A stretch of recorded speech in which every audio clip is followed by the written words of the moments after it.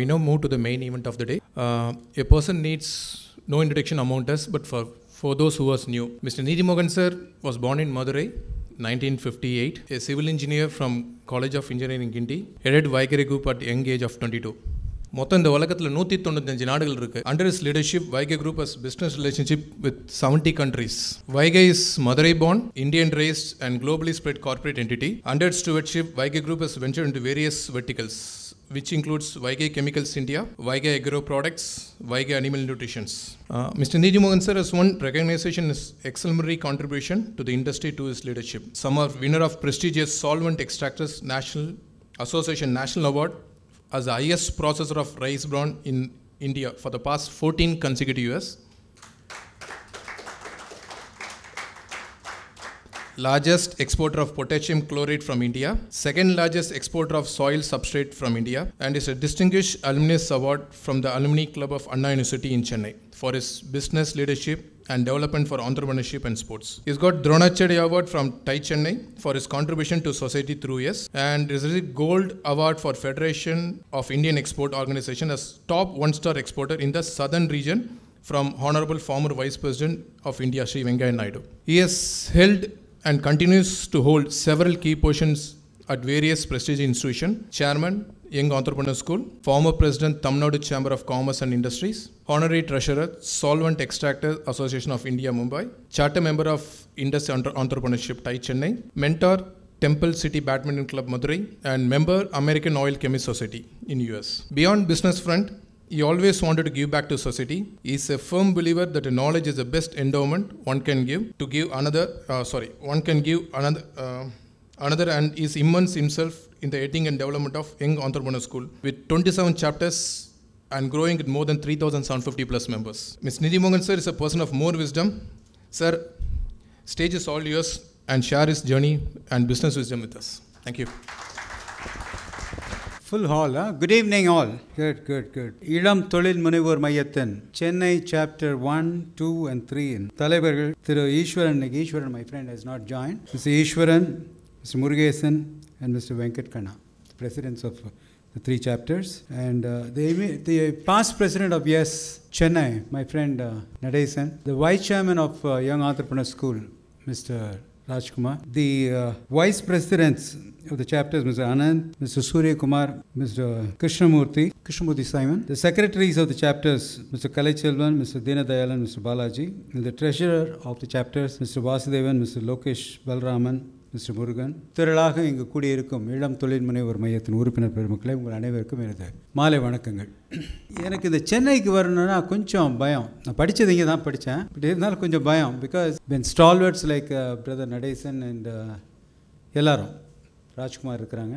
அவங்க முன்னால் பேசுகிறது நல்ல வேளை எனக்கு இவர் இல்லை, பெருமூச்சு விட்டான் யார். So I thought like because the way he conduct இன்றைக்கி சூர்யா வந்து ஃபென்டாஸ்டிக்காக பண்ணீங்க. இது யுவர் ஸ்னிப்பெட்ஸ் ஃபென்டாஸ்டிக். உண்மையிலே ஒரு தயக்கம் தான் எனக்கு வந்து நம்ம ஈஸ்வரை பேசும்போது கேட்கும்போது ஒரு தயக்கம். இவ்வளோ விஷயத்த அவ்வளோ ப்ரில்லியன்ட் ஒரு personality. Today I miss him, definitely I miss him. And எனக்கு வந்து உண்மையிலே மிஸ்டர் நடேசன் நினைக்கும் போது பார்த்தீங்கன்னா he guides the teams in Chennai. I'm really thankful to him for the wonderful work he has been doing. And welcome addressல என்னை பற்றி பேசினார் நிறைய. I am thankful to you, brother. ஏன்னா எப்பயும் யூஸ்வலாக இன்றைக்கி நான் வந்த உடனே எல்லா சாப்டருக்கும் நான் போனால் ஒரு 3-3:30 மணிக்கு போவேன், அப்புறம் 6 வரைக்கும் இருப்பேன். சென்னை வந்தோடனே 1 மணிக்கு வர சொல்லிட்டார் ராஜ்குமாரும் நடேசனும் சேர்ந்து வந்தாங்கன்னா அது உண்மையிலே பயமாக இருந்துச்சு எனக்கு. தேவர் லிட்டரலி இந்த சேரில் உட்காரும் போதே ஏற்று உட்காந்து நம்மளை கார்னர் பண்ணுற மாதிரி ஆயிடுச்சு. ஏன்னா ஒரு அப்பீல் இல்லாமல் வரமாட்டார். பிகாஸ் ஏன்னா சச் அ பிஸி பர்சன். 2 பேருமே அப்பீல் இல்லாமல் வந்து ஒரு பெரிய அப்பீலை வச்சாங்க. And I am very glad. I mean அந்த மாதிரி ஒரு அப்பீல் கிடைச்சதுக்கு வில் கன்சிடர் தட்ஸ் ஓகே. அது போய் சென்னைக்கு வரும்பொழுது பார்த்தீங்கன்னா எனக்கு நினைக்கும் போது இங்கே நார்த் ஜோனுக்கு வந்து யார் வந்து நம்ம வைஸ் சேர்மனை போடணும்னு வரும்பொழுது immediately Rajkumar came into my mind. And he is such a deserving person.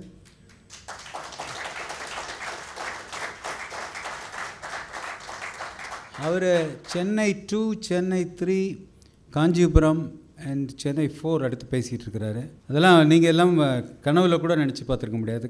Wonderful wonderful. My best wishes to you Rajkumar. Best wishes. Okay தீமாக் பட் லீட் பண்ணணும்ல, that's very important. And Chennai 1 வரும்போது கியூப் லேபோட activities totally about 400 members அது still lot more to join. அதெல்லாம் நடக்குது. இங்கே பார்த்தீங்கன்னா நல்லா கியூப் லேப் வந்து அலெக்ஸோட தலைமையில் சிறப்பாக நடந்து கொண்டு இருக்கின்றது. நான் ஒவ்வொருத்தரையும் சொல்ல முடியாது, ஏன்னா நீங்கள் வந்து சென்னை 2 and 3 பிரசிடென்ட்ஸ் வந்து ரொம்ப டைனமிக்காக பார்க்குறாங்க. முருகேசன் அஷ்யூட், ஏன்னா பிகாஸ் முருகேசன் வரும்பொழுது பார்த்திங்கன்னா ரொம்ப வெரி மெச்சூர்ட் பர்சன். எனக்கு அவரோட இன்ட்ராக்ட் பண்ணும்போது நிறைய நல்ல விஷயங்கள் அவர் மூலமாக எனக்கு கிடைச்சிது. ஐ am very happy about you being the president. Very nice. Okay then இப்போ அமிர்தெலாம் வந்திருக்கிறாரு. எனக்கு பயம், அது இது என்னோடய பயத்துக்கு ரீசன் பாருங்கள். ஏன்னா சென்னை கூப்பிட்ட உடனே நான் யூஸ்வலாக பார்த்தீங்கன்னா ஒரு நாளில் என்ன மீட்டிங் போகிறோமோ கொஞ்சம் ஜாட் டவுன் பண்ணிவிடுவேன். அப்போ கூட சொன்னேன். பட் சென்னை வரும்போது it took 1 week for me to read. Because ஏன்னா நம்ம புது விஷயங்கள் சொல்ல போகிறோம், நிறைய பேருக்கு ஷேர் பண்ணணுன்ற அந்த கடமை இருந்ததுனால I enjoy that reading also. ஒரு பக்கம் பயம் இருந்தாலும் ஒரு பக்கம் ரீட் பண்ணேன். The first beneficiary was me. அது படிக்கும்போது நமக்கு நிறைய விஷயங்கள் தெரியுது, நம்ம எதை செய்யணும் எதை செய்யக்கூடாதுன்றது சிறப்பாக எனக்கு அப்போ தெரிஞ்சு. இங்கே வந்த உடனே பார்த்தீங்கன்னா நம்ம வந்து ஜெய் செந்தில் அவர் ஒரு கதை சொன்னார், நாலேஜ் ஸ்கில் அண்ட் ஆட்டிடியூடை தொடலை, நாலேஜ் யாருக்கு கொடுக்கணும் ஸ்கில் யாருக்கு கொடுக்கணுன்றது. பட் இளம் தொழில் முனைவோர் மையத்தில் உறுப்பினர்களுடைய தேவை வந்து நாலேஜ் ஸ்கில் அண்ட் ஆட்டிடியூட் 3 நமக்கு இருக்கணும். ஈக்குவலாட்ரல் ட்ரையாங்கிள் 3 ஈக்குவலாக இருக்கணும். ஒன்று கூடி ஒன்று குறையக்கூடாது. இருக்கணும், நாலேஜும் இருக்கணும், ஸ்கில்லும் இருக்கணும், அண்ட் ஆட்டிடியூட். அந்த attitude is the bottom line. இப்போ மதுரை மீனாட்சி அம்மன் கோயில் சுற்றி பார்த்தீங்கன்னா விக்கிரகத்தோடைய நம்மளுடைய மீனாட்சி அம்மனுடைய கோயில் விக்கிரகத்தை சுற்றி பார்த்தீங்கன்னா 3 சக்திகள் அங்கே இருக்கும். இச்சா சக்தி, ஞான சக்தி அண்ட் கிரியா சக்தி. ஸோ அந்த 3 சக்தியும் பார்த்தீங்கன்னா knowledge skill attitude. So that is the நம்ம அந்த காலத்தில் கண்டுபிடிச்சி வச்சுருக்கிறாங்க. உண்மையிலே ஆச்சரியமான ஒரு விஷயம் அது. ஸோ அந்த ஜெய்சந்திலோடைய ஸ்டோரி வந்து it was very good, very C. Khan out right. Okay வந்த உடனே கவனிப்பு. ஏன்னா இங்கே பார்த்தீங்கன்னா ஹாஸ்பிட்டாலிட்டி பொதுவாக சொல்லுவாங்க மதுரையில் நல்லா இருக்கும்னு. இப்படி எனக்கு வந்து ஹாஸ்பிட்டாலிட்டி சென்னையில் தான் பார்த்தீங்கன்னா லைன் செந்தில் வந்த உடனே வந்துட்டார். Straight forward. லஞ்சுக்கு என்ன டின்னருக்கு என்ன கவனிக்கிறது. I mean absolutely like no awesome person you are. Right, good. And செந்தில்ன்ற பேர் வச்சா இப்படி 3 பேரை சொல்லணும்னு நினச்சா 3 செந்தில் தான் வராங்க. அண்ட் பார்த்தீங்கன்னா கிளிக் அண்ட் ஷூட் செந்தில் அவர் எப்பயும் புன்முறுவலோடு பார்த்தீங்கன்னா வெரி குட். அண்ட் இன்னைக்கு பார்த்தீங்கன்னா Mohammed Shameer was awesome today. Awesome. நீங்கள் சாட் ஜிபிடி வந்து I am wonderful work you did, wonderful.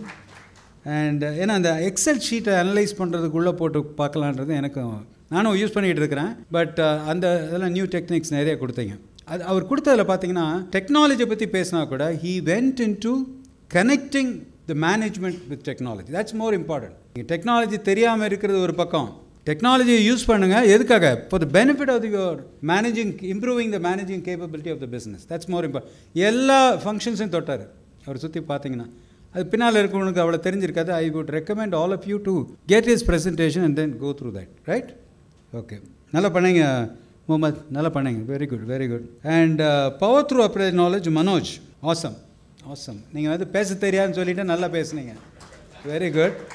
And நீங்கள் அந்த டைவர்சிஃபிகேஷன் போகக்கூடாதுன்னு உங்களை முருகேசன் வந்து கையை பிடிச்சார் சொல்லுங்க பாருங்கள். This is what is the best part in us I would say. We would allow you to do operational errors, not strategic errors.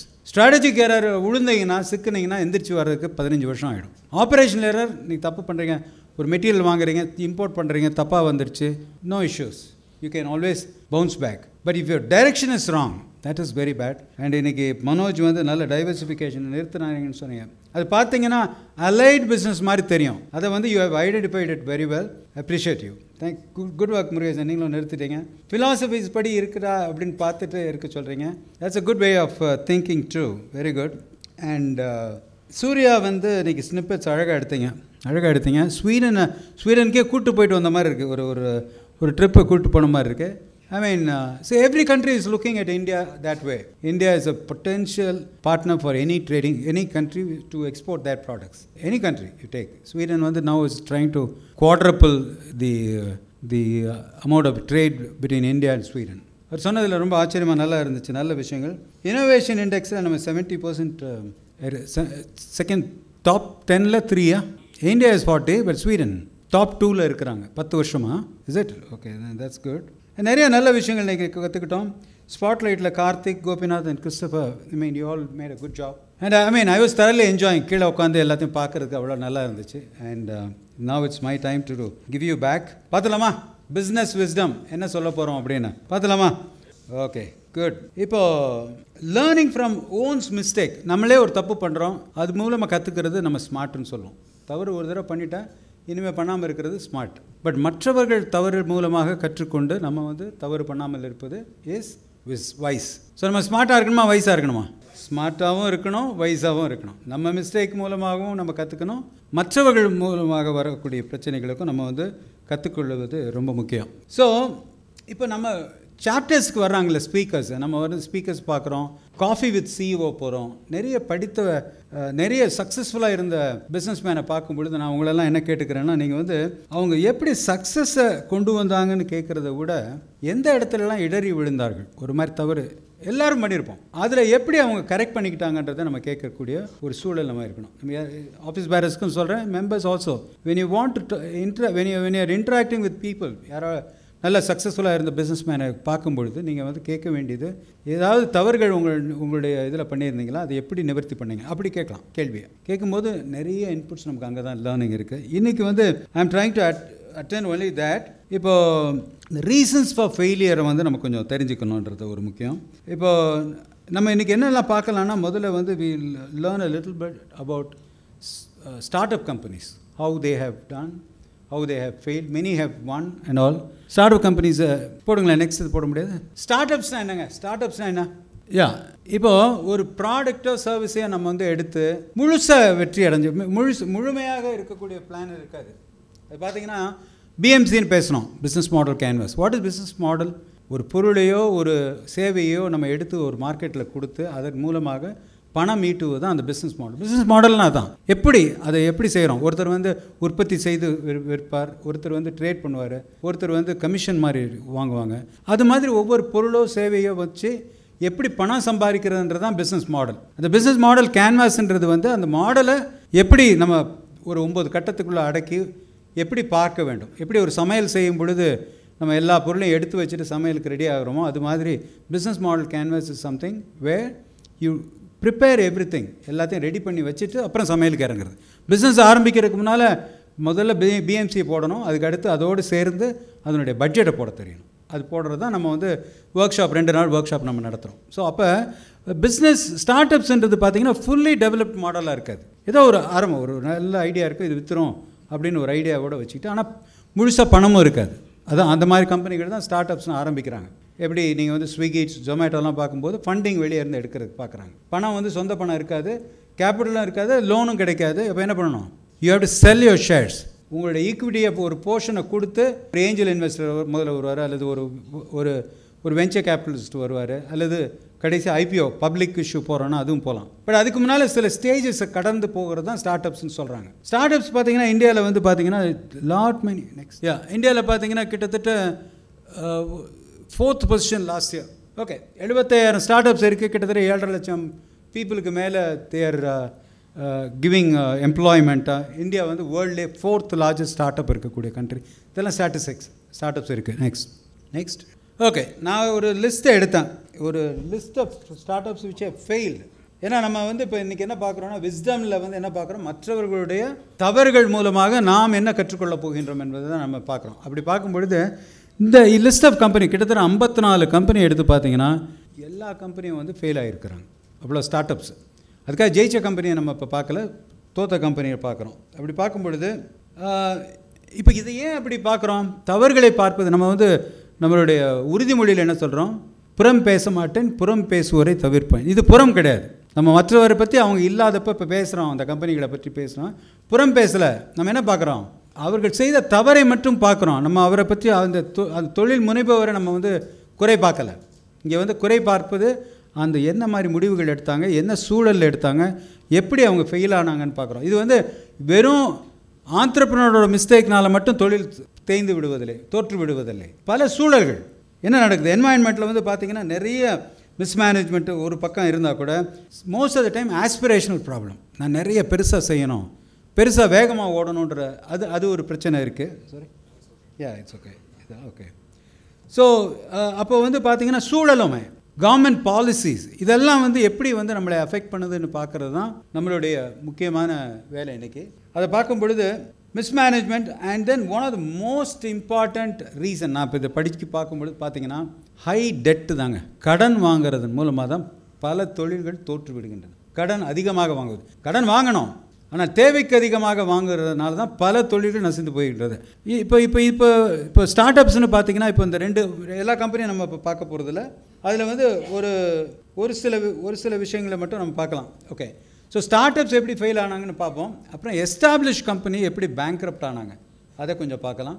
இதன் மூலமாக என்ன லேர்னிங் நம்ம எடுக்கணுன்றதை கொஞ்சம் பார்க்கலாம். அதுக்கு அடுத்து டைம் இருந்துச்சுன்னா then we will do the management accounting.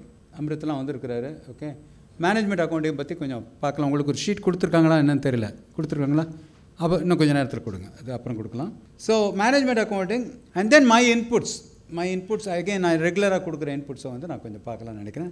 let us see how much time we have and see that. Okay, இப்போ இந்த கம்பெனியில் பார்த்தீங்கன்னா இந்த தூத்வாலான்னு ஒரு கம்பெனி இருக்குது. ரைட் 33 தூத்வாலா. அந்த கம்பெனியை பற்றி கொஞ்சம் பார்க்கணுன்னா அந்த தூத்வாலா ஒரு ஸ்டார்ட் அப் கம்பெனிங்க. என்ன பண்ணியிருக்கிறாங்க, 2015 ஆரம்பிச்சிருக்கிறாங்க.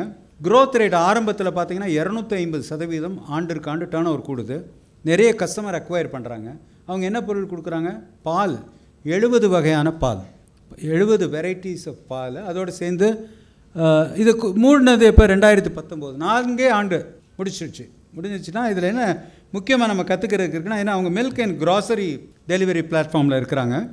இப்போ இந்த ப்ராடக்ட் வந்து பார்த்திங்கன்னா wide range 70 products. Next 70 varieties of milk groceries விற்கிறாங்க. 7 மணிக்கு முன்னால் டெலிவரி கொடுக்குறேன்றாங்க காலையில். It's a very prime time for people like to get எல்லாமே 7 மணிக்கு முன்னால். அதுக்கப்புறம் வந்து ப்ரைஸ் வந்து எம்ஆர்பியோட கம்மி. அப்படி பார்த்தீங்கன்னா வேல்யூ ப்ரொபோர்ஷன் பார்த்தீங்கன்னா எப்படி இருக்குது, நிறைய நல்ல வேல்யூ கொடுக்குற மாதிரி இருக்குது. ஃப்ரீ டெலிவரி கடைசியாக, அது ஃப்ரீ டெலிவரி. முதல்ல 3 ரூபா வாங்கினாங்க, அப்போ அதுவுமே இல்லாமல் ஃப்ரீ டெலிவரி. கடைசியாக 210 கோடி ஃபண்டிங் வாங்கினாங்க நடுவில். இது அனைத்துமே தாண்டி வந்து ஃபெயில் ஆனதுக்கு சில ரீசன்ஸ் இருக்குது, அதை மட்டும் நம்ம பார்க்கலாம். இப்போ இன்றைக்கி பார்த்தீங்கன்னா பெரிய காம்படிஷன். இப்போ ஏன் ஃபெயில் ஆனாங்க 2019 4 ஆண்டுகளுக்குள்ளே? இவங்க வந்து ஆரம்பித்தது வந்து நல்ல ஐடியா, ஓனர்ஸ்க்கு அப்படி தான் ஐடியா. ஆண்டர்ப்ரனருக்கு ஒரு ஐடியா நல்லா ஒரு வேல்யூ எங்கேயாவது கிடச்சிச்சின்னா அதை ஒரு பிஸ்னஸ் ஐடியாவை மாற்றுவாங்க. அதான் இவங்களுக்கு பிரச்சனை. ஆரம்பித்ததுக்கப்புறம் பார்த்தீங்கன்னா they didn't estimate the market சைஸிங்கை பார்க்கல, மார்க்கெட் காம்படிட்டர்ஸ் யார் இருக்கிறாங்க, காம்படிட்டர்ஸோட ஸ்ட்ராட்டஜியை பார்க்கல. அவங்க என்னெல்லாம் பண்ணுவாங்க. Big Basket was a big competitor, ஏன்னா அவங்க அதே ஃபீல்டில் தான் இருக்கிறாங்க. ஸோ இவங்ககிட்ட இல்லாத மாதிரி 7 மணிக்கு முன்னால் டெலிவரி கொடுக்காமல் இருந்திருக்கலாம். But otherwise they are very strong. அதில் யார், பிக் பாஸ்கெட். அதை வந்து இவங்க கன்சிடர் பண்ணல. அப்போது நேச்சுரலாக கஸ்டமர்ஸை வந்து தே லாஸ்ட். கஸ்டமர் அக்வயர் பண்ணுறாங்க, நல்ல டெலிவரிலாம் கொடுத்து பார்த்தீங்கன்னா. அப்போ அவங்களுக்கு ரீசன்ஸ் பார்த்தீங்கன்னா 5 ரீசன் மெயினாக. யார், தூத்வாலா வந்து ஃபெயில் ஆனதுக்கு மெயின் ரீசன் நெகட்டிவ் கேஷ் ஃப்ளோனா என்ன, விட செலவு கூட இருக்கிறது, அவ்வளோதான். Natural, very simple. நமக்கு வர வேண்டியதை விட செலவு கொடுக்குறது.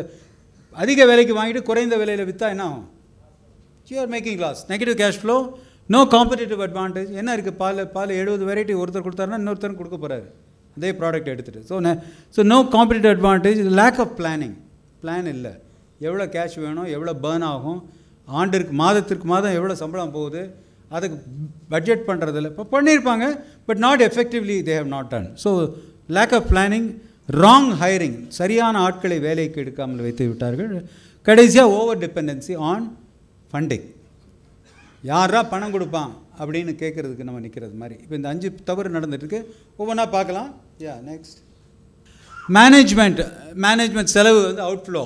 ஓகே, அவங்களுக்கு வர்ற சம்பளம், போக்குவரத்து எல்லாத்துக்கும், லாஜிஸ்டிக்ஸை பணம் கொடுக்கணும், ஆப்ரேஷன்ஸ் இது, அண்ட் தென் மார்க்கெட்டிங் ஸ்பெண்ட் இதெல்லாம் கொடுக்கணும். இது வந்து என்ன பிஸ்னஸ், இது grocery business. Is a low margin, high working capital requirement. பணம் கொடுத்தா தான் சரக்கு கிடைக்கும், ஆனால் மார்ஜின் எப்படி இருக்கும், வெரி தின். நீங்கள் விற்கிறது வந்து 15%, 20%லாம் நம்ம யூ கான்ட் செல். ஹார்ட்லி 1%, 1.5% அதுதான் இருக்கும். அப்போ எவ்வளோ பயங்கரமாக நம்ம கணக்கு போட்டிருக்கணுன்றது ரொம்ப முக்கியம். கஸ்டமர் அக்விசிஷன் காஸ்ட்டும் கூட. ஒருத்தர் ரெகுலராக ஒரு கடையில் வாங்கிட்டு இருக்காங்கன்னா அவரை மாற்றி இன்னொரு கடைக்கு கொண்டு வரதெல்லாம் ரொம்ப கஷ்டம். இப்போ any commodity business is like that. Any commodity அதுக்காக ஒரு பிராண்டை எடுத்துட்டாங்கன்னா இன்னொரு பிராண்டுக்கு மாறுறது வந்து ஸ்விட்சிங் ஓவர் வந்து ஸ்விட்சிங் காஸ்ட் இஸ் வெரி ஹை. அப்போது இதெல்லாம் ரீசன்ஸ் வந்து பார்த்தீங்கன்னா இப்போ ப்ராஃபிட் மார்ஜின் 5 to 15% இருந்தால் தான் கடை வாடகை கொடுக்க முடியும். அந்த மாதிரி இதெல்லாம் நடக்கிறது. அதெல்லாம் முடியாமல் these people where zero customer loyalty. Price கம்மியாக இருக்கிற மார்க்கெட் அதானே இன்றைக்கி ட்ரெண்ட் என்ன இருக்குது பார்த்தீங்கன்னா, women men everybody value for மணின்னு சொல்கிறது ஒரு பக்கம் வந்து இன்றைக்கி ப்ரைஸ் கம்மியாக இருந்துச்சுன்னா உடனே லாயல்ட்டிலாம் இருக்காது, டக்குன்னு மாறிடுறாங்க. தப்பு இல்லை because they think that they have to get value for the money they spend, யார் வாங்குறவங்க. அப்போ அப்படி இருக்கக்கூடிய சூழலில் இந்த கம்பெனி மாட்டிக்கிட்டு பல பேர் என்ன நினைக்கிறாங்க, நான் தொழில் முனைவோர்களே சொல்கிறேன், ரெவென்யூ வந்து வருமானமெல்லாம் லாபமா கண்டிப்பாக கிடையாது. வருமான லாபம் இல்லை, வருமானத்தில் செலவை கழிச்சா லாபம். So sales minus cost is equal to what? Profit. So அது தெரியாமல் இப்போ பல ஸ்டார்ட் அப் கம்பெனிஸ் எல்லாருமே ஆரம்பிக்கிறது கஸ்டமர் அக்விசிஷன் மட்டும்தான் ஃபோக்கஸ். என்கிட்ட வந்து இப்போ 3000 கஸ்டமர் இருக்கிறாங்க, 10,000 கஸ்டமர் ஆக்கணும், 20,000 கஸ்டமர் ஆக்கணும். இந்த கஸ்டமர் அக்விசிஷனுக்கு they spend like anything. Even you see Zomato, Swiggy எல்லாத்துலேயும் அந்த பிரச்சனை இருக்குது. வெரி ஃபியூ நம்ம பார்க்குற மாதிரி சக்ஸஸ்ஃபுல்லாக வந்தது வெரி ஃபியூ. கீழே வந்து காலி ஆகிற கம்பெனி அத்தனை கம்பெனி இருக்குது. அந்த கம்பெனியை நம்ம பார்த்து இருக்கணும். ஏன்னா வெரி கேர்ஃபுல்லாக we have to play the card. அப்போது கஸ்டமர் அக்விசிஷன் காஸ்ட்டு வந்துருச்சுன்னா ஃபண்டிங் வந்துடும்ன்ற தைரியம். இப்போ பாருங்களேன், பிஸ்னஸுக்கு ஃபண்டமெண்டல் என்னங்க? எதுக்காக பிஸ்னஸில் இருக்கோம்? லாபம் சம்பாதிக்க தான் இருக்கணும். நம்ம லாபம் சம்பாதிக்காமல் பின்னால் ஒருத்தன் வந்து லாபம் சம்பாரிச்சுக்கிட்டோம். இன்றைக்கி நான் கஸ்டமர் அக்விசிஷன் தான் மாடலே ஒர்க் பண்ணுறது. எனக்கு இன்றைக்கி 3000 கஸ்டமர் 10,000 கஸ்டமர் ஆகிட்டாங்க அப்படின்னா இதை காமிச்சு எனக்கு ஃபண்டிங் கிடச்சி நான் வெளியே போயிடுறேன். இதான் ஆரம்பிக்கிறப்பவே இப்படி ஆரம்பிக்கிறது. தொழில் ஆரம்பிக்கும் போது எப்படி பண்ணணும்? You creating a value. அந்த வேல்யூவுக்கு கொடுக்குறதுனால எனக்கு பணம் கிடைக்குதுன்றது தான் மாடலாக இருக்கணும். நான் வந்து ஆளை மட்டும் சேர்ப்பேன், லூஸ் பண்ணிகிட்டே இருப்பேன், இன்றைக்கி கொடுத்துக்கிட்டே இருப்பேன். பட் இன்னொருத்தர் வந்து வாங்க வருவார். என்கிட்ட 10,000 கஸ்டமர் வந்ததுக்கப்புறம் ஒரு ஏஞ்சல் ஃபண்டு வருவார், அதுக்கடுத்து ஒரு விசி ஃபண்டு வருவார், அதுக்கடுத்து பப்ளிக் இஷ்யூ போகலாம். இப்போ அந்த மாதிரி ஒரு லெவல்ஸில் நிறைய investors are ready to buy. அப்போது ஃபெயில் ஆனவங்க பார்த்தீங்கன்னா அதுதான் 190% ஃபெயிலியர். அப்போது இப்போ இந்த மாதிரி ஒரு மாடலை எடுத்துக்கிட்டு இப்போ இந்த மாதிரி மாடல் இருக்குன்னு வச்சுக்கோங்க. இந்த மாதிரி கிராசரி ஸ்டோருக்கு கொடுக்கக்கூடிய சப்ளை கம்பெனி, தூத்வாலா மாதிரி கம்பெனி என்ன பண்ணணும்? ஹியூஜ் வால்யூமில் வாங்கணும். எக்கானமிஸ் ஆஃப் ஸ்கேல்னு சொல்கிறோம்ல. ஏன்னா லோ மார்ஜின். அப்போ லோ மார்ஜினாக ஹியூஜ் வால்யூம் பண்ணணும். அந்த வால்யூம் பண்ணுற அளவுக்கு பிளானிங் இருக்கணும், பிளானிங் பண்ணுற அளவுக்கு மேன் பவர் இருக்கணும், அதுக்குள்ளே ஃபண்டிங் இருக்கணும். இது எல்லாம் நடந்தால் தான் ஓட்ட முடியும். இல்லைன்னா கம்பீட் பண்ண முடியாது previous one. So sell in economies of scale. ஒன்று விற்கிற இடத்துல 100 விற்கணும். வாங்குறது தான் அப்படி வாங்கணும், விற்கிறது அப்படி விற்கிற கேப்பபிலிட்டி இருந்தால் தான் இன்றைக்கி எதுலேயுமே சஸ்டெயின் ஆக முடியும். ஸோ இந்த தூத்வாலா வந்து was not able to do that. இப்போ நம்ம என்ன பார்க்கணும்? இதில் நம்ம இப்படி போய் மாட்டிக்கக்கூடாது. லாபம் இல்லாத தொழில் வந்து தொடர்ந்து செஞ்சுக்கிட்டு இருந்தீங்கன்னா நம்மளே போடுறோம் நம்மளுடைய உறுதிமொழியில், நஷ்டத்தை ஏற்படுத்துவது பாவம், சரியான வர்த்தக நடைமுறைகளை கடைபிடிக்காமல் நஷ்டத்தை ஏற்படுத்துவது பாவம் என்பதை நன்கு அறிவேன். அப்போது we should always look at making profits. அது முக்கியம். இந்த ஸ்டார்ட் அப் கம்பெனிஸில் இதான் ப்ராப்ளம் இப்போ. அப்போது நெக்ஸ்ட் வாங்க. ஓகே, லெஸ் ஃபண்டிங் அவங்களுக்கு பாருங்கள். இப்போ பிக் பாஸ்கெட் அண்ட் பிக் கம்பெனிஸ்க்கு பார்த்தீங்கன்னா high customer retention, very high competition இருக்கக்கூடிய ஒரு ஃபீல்டு. அப்போது இதில் வந்து ஃபஸ்ட் மூவர் அட்வான்டேஜ் இருக்கிறது வேறு. இந்த மாதிரி கம்பெனிஸில் ஃபஸ்ட் மூவராகவும் இருக்க வேண்டியிருக்கு, இன்றைக்கி ஃபாஸ்ட் மூவராகவும் இருக்க வேண்டியிருக்கு. நம்ம ஃபாஸ்ட் மூவர் எப்படி குயிக்காக செயல்படணும். இப்போ இன்றைக்கி இருக்கக்கூடிய போட்டி பெரிய கம்பெனிகளுக்கும் சிறிய கம்பெனிகளுக்கும் இல்லை, வேகமாக செயல்படக்கூடிய கம்பெனிகளுக்கும் நிதானமாக செயல்படக்கூடிய கம்பெனிகளுக்கு தான் இன்றைக்கி போட்டி. அப்போது இன்றைக்கி எந்த வேலையை செஞ்சாலும் சரி வேகமாக செயல்படக்கூடிய தன்மையை நம்ம பெற்றிருக்கணுன்றது தான் முக்கியம். நெக்ஸ்ட், ஸோ இப்போ பாருங்கள், டிமார்ட் போன்ற கம்பெனிகள்லாம் பார்த்தீங்கன்னா இன்றைக்கி பார்த்தீங்கன்னா டே 1லேருந்து ப்ராஃபிட் அப்படி தான் அவங்க கணக்கு. இந்த டிமார்ட்டை பற்றி மட்டும் கொஞ்சம் பார்க்கணுன்னு பார்த்தீங்கன்னா, டிமார்ட் வந்து இன்றைக்கி ஏறத்தாழ 328 லொக்கேஷன்ஸில் இருக்குது, 340 ஸ்டோர். டிமார்ட் நம்ம பார்த்துருக்கோம், இங்கே சென்னையில் இருக்குது. ஸோ இப்போ டிமார்ட் பார்த்தீங்கன்னா அவங்க மாடல் பார்த்தீங்கன்னா, அவங்க தமானின்னு அவருடைய ஓனர் பேர், 338 லொக்கேஷன் 10 ஸ்டேட்டில் இப்போ இருக்கிறாங்க. கிட்டத்தட்ட 20 ஆண்டுகள் ஆயிடுச்சு. 20 ஆண்டுகளில் எத்தனை ஸ்டோர் போட்டிருக்காங்க? 340 ஸ்டோர். நம்ம கொஞ்ச நாளைக்கு முன்னால் சுபிக்ஷான்னு ஒன்று ஃபெயில் ஆனாங்க, பார்த்துருப்பீங்க. அவங்க 10 ஆண்டில் 1600 ஸ்டோர் போட்டாங்க. எப்படி? ஃபண்டமெண்டல்ஸ் சரியில்லை. ஃபண்டமெண்டல் என்ன, யாராவது பணம் கொடுப்பாங்க, கிரெடிட்டுக்கு வாங்கிடலாம். அரிசியை வாங்கிட்டு 7 நாளில் கொடுக்குறத வந்து என்ன பண்ணுறது, 3 மாதம் ஆக்குறது. இப்படி ஆக்கும்போது அந்த ஃபண்டை எடுத்து என்ன பண்ணுறது, அந்த ஃபண்டு உள்ளே வந்து ஒர்க்கிங் கேபிட்டலாக இருக்க வேண்டிய ஃபண்டு எங்கே போயிடும், புது பிரான்ச்சு போடுறதுக்கு. 10 ஆண்டுகளில் 1600 பிரான்ச். விப்ரோ பிரேம்ஜி கூட அதில் இன்வெஸ்ட் பண்ணியிருந்தார் அதில். ஸோ இப்போ தே ஃபெயில் மிசரபிளி. ஸோ பிஸ்னஸில் ஃபண்டமெண்டல் ரொம்ப முக்கியங்க. என்ன விலைக்கு விற்கிறோமோ அதுக்குள்ளே காசு அடக்க விலையை விட கூடுதலாக விற்று லாபம் பார்க்கணும். அதான் கணக்கு. லாபம் இல்லாமல் பின்னால் ஒரு ஸ்டேஜில் வரும்ன்றது நம்ம நினைக்க முடியாது. இப்போ டிமார்ட் என்ன பண்ணாங்க, 338 லொக்கேஷன். அப்போது ஒரு ஸ்டோரில் கூட அவங்க லாஸ் மேக்கிங் இருந்ததில்லை. ஏன், எப்படி நடக்குது, சொந்த இடம் இருக்கிறது, பூரா சொந்த இடம். அந்த மாடல் சரியாக இல்லையான்றது வேறு. நம்ம என்ன அசட் லைட் மாடல்னு பேசுவோம், அது வேறு. சொந்த இடம். ஏன்னா அந்த பிஸ்னஸுக்கு எப்படி தான் வின் பண்ண முடியும்னு அவருக்கு வந்து இனஃப் கேஷ் ஃப்ளோ இருக்குது. யாருக்கு,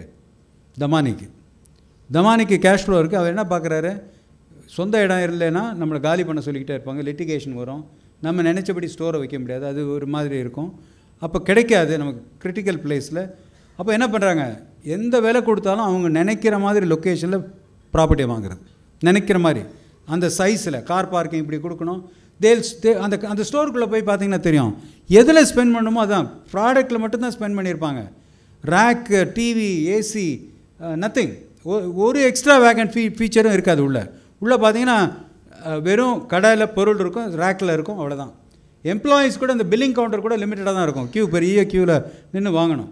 because they wanted to cut down their cost on electricity, on labour, on rent and what not, எல்லாத்தையும் குறைச்சி வச்சுக்கிட்டா அப்புறம் என்ன பண்ணுறாங்க, தே கோ அண்ட் இதெல்லாம் வந்து அப்படியே யாருக்கு பாஸ் பண்ணுறாங்க, பெனிஃபிட்டாக கஸ்டமருக்கு. அது மாதிரி சப்ளையர் போகிறோன்னு வைங்க. இப்போ நம்மளே குக்கிங் ஆயில் எடுத்துகிட்டு போனால் இன்னும் டிமார்ட்டில் நம்ம வைக்கல. ஆனால் அந்த இதில் வந்து ப்ரைஸ் எம்ஆர்பியிலேருந்து 30 to 35% குறைச்சி கேட்பாங்க. 35%. இங்கே நம்ம 1% 2% பேசிக்கிட்டு இருக்கிறோம். 35% நீங்கள் கழிச்சு கொடுன்னு கேட்பாங்க. கூச்சம் இல்லாமல் கேட்பாங்க. அதுவும் எப்படி உங்கள் காஸ்ட்டு அதெல்லாம் கணக்கு இல்லை. அதில் பார்த்தீங்கன்னா மார்ஜினல் காஸ்டிங் மெத்தடில் காஸ்ட் ஆஃப் ப்ரொடக்ஷன். யார், ஒரு ஷாம்பு செய்கிறீங்க, இப்போ நீங்கள் தான் ஷாம்பு செய்கிறீங்க, ஒரு ஷிஃப்ட்டு ஓடினீங்கன்னா ஒரு 10,000 பீஸ் பண்ணுறீங்கன்னா அந்த 10,000 பீஸை கொண்டு போய் அவுட் ரைட்டாக இது பண்ணிடுவாங்க. எது, they will come with a contract with you, 10,000 பீஸை கொடுங்க அப்படின்னு. இந்த 10,000 பீஸ் செய்கிறதோட நிற்காமல் அடுத்த 2 ஷிஃப்ட்டுக்கு பிளான்ட்டை ஓட வைக்கிறது. மொதல் ஷிஃப்ட்டில் வந்து நம்ம ஃபிக்ஸ் காஸ்ட்லாம் கவர் பண்ணிவிடுவோம், நம்ம அதான் கடைசியாக பார்க்க போகிறோம். அடுத்த 2 ஷிஃப்ட்டுக்கும் அவரை செய்ய சொல்லி இன்னும் 30,000 பீஸை சொல்லி அதையும் விற்று அந்த அடுத்த 2 ஷிஃப்ட்டுக்கு அதே ப்ரைஸ் கொடுக்குறது இல்லை. யூனோ, ஆட்டோமொபைல் கம்பெனியில் இருக்கிறவங்களுக்கு தெரியுமே, இப்போ ஆட்டோமொபைல் மேனுஃபேக்சர்ஸ் எப்படி வருஷம் விலையை குறைச்சிக்கிட்டே போவாங்க. மதுரையில் ஆயில் சீல் கம்பெனிலாம் நிறையா இருக்கிறாங்க. இந்த ஆண்டு ₹1 இருந்துச்சுன்னா அடுத்த ஆண்டு 90 பைசா அப்படி தான் கொடுக்கணும் நம்ம ப்ரைஸை. அப்போ you have to bring down your cost to that extent and then sell the product. அப்படி தான் வருது. இவங்களும் அதே மாதிரி அந்த மார்ஜினல் காஸ்டிங் மெத்தடில் மொதல் ஷிஃப்ட்டுக்கு உங்கள் காஸ்ட்டெல்லாம் எடுத்துகிட்டு உங்கள் லாபம்லாம் எடுத்துகிட்டு 2-3 ஷிஃப்ட்டுக்கு ஒரு மினிமல் ப்ராஃபிட், அவ்வளோதான். அது மட்டும் இல்லை, they will give payment upfront அல்லது 7 days. டிமார்ட்டோட பேமெண்ட் வந்து 7 days.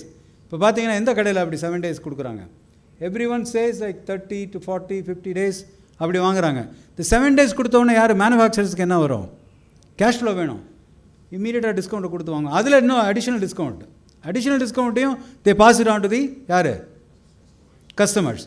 ஸோ இது இப்போ இந்த செக்மெண்ட்டில் பார்த்தீங்கன்னா அவங்க மிடில் இன்கம் குரூப்பு கீழே இருக்கிற செக்மெண்ட்டை தான் target, not the high income group where they want better store, நல்ல ஒரு எக்ஸ்பீரியன்ஸாக போகணும், அப்படி இல்லை. பட் தேர் ஸ்டோர் பார்த்தீங்கன்னா பேர் நெசசிட்டி, கார் பார்க் பெருசாக கொடுத்துருப்பாங்க. வால்மார்ட் மாடல் இண்டியனைஸ் பண்ண மாடல். அப்போது அது கார் பார்க் இருக்கும், அந்த கார் பார்க்கில் போய் நின்னா கரெக்டாக ஏசியெல்லாம் லிமிட்டடாக இருக்கும், ஷெல்ஃபுக்கு போனால் கரெக்டாக எடுக்கலாம், பிராண்டட் ப்ராடக்ட்ஸும் இருக்கும். அந்த பிராண்டுக்கு வந்து இந்த ஸ்மாலர் கம்பெனிஸை வந்து they make it that way and then see that get all the benefit from the smaller companies, pass it on to the யார், கஸ்டமர் பேஸை அங்கேருந்து அசைக்கவே முடியாது. மதுரையிலேருந்து பார்த்தீங்கன்னா, மதுரையில் ஒரு லேடி வந்து சிவகாசியிலேருந்து மதுரைக்கு காரை போட்டு வந்து இங்கே வந்து கிராசரி வாங்கிட்டு போவாங்க. அப்போ ஃபுல் லோடு எடுத்துகிட்டு போவாங்க. இந்த மாதிரி பீப்புள் நிறைய பேர் அங்கே வராங்க.